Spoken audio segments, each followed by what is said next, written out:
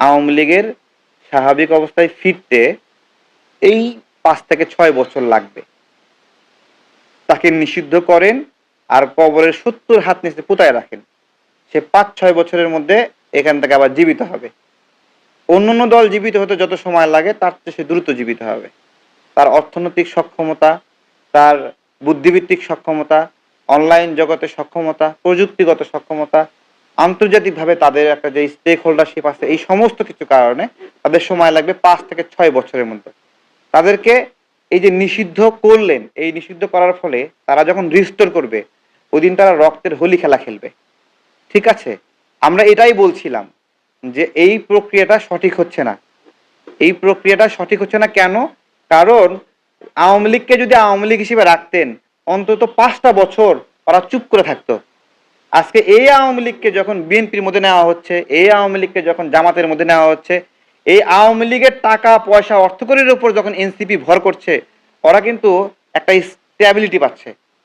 ওরা কিন্তু আওয়ামী লীগ হিসেবে থাকলে এই স্ট্যাবিলিটি পাইতো না, তাই না?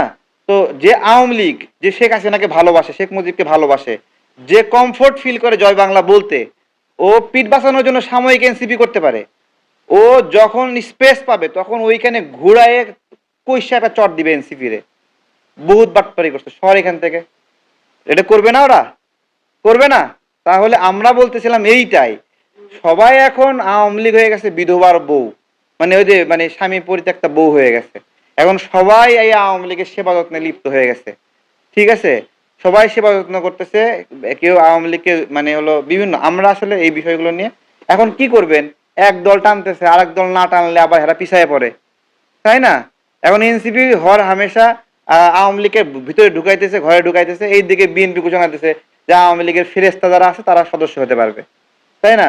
এখন বিএনপি তো দেখতেছে যে যেহেতু একদিকে যাচ্ছে, সেহেতু ওইদিকে নিলে না নিলে তারা পিছায় পড়তেছে। তো এই যে আমরা কি বলছি, আমরা বলছি না, আওয়ামী লীগকে আওয়ামী লীগ হিসেবেই রাখতে হবে। এটা হলো আমাদের কথা। আওয়ামী লীগ হিসেবেই রাখতে হবে যাদেরকে, এবং এই আওয়ামী লীগ হিসেবে থাকার পথে ওরা সংগ্রাম করবে, লড়াই করবে। আমরা মাঝে মাঝে লাত্তি উষ্টা মারমো, চর থাপ্পড় মারমো। কেন মারমো? কারণ আমাদের ভোটাধিকার হরণ করছে, গণ অভ্যুত্থানে গণহত্যা করছে, এই কারণে তাদেরকে আমরা শাস্তি দেবো। কিন্তু যখন এরা যখন বিভিন্ন দলে চলে যায় তখন এদেরকে কিছু বলা যায় না।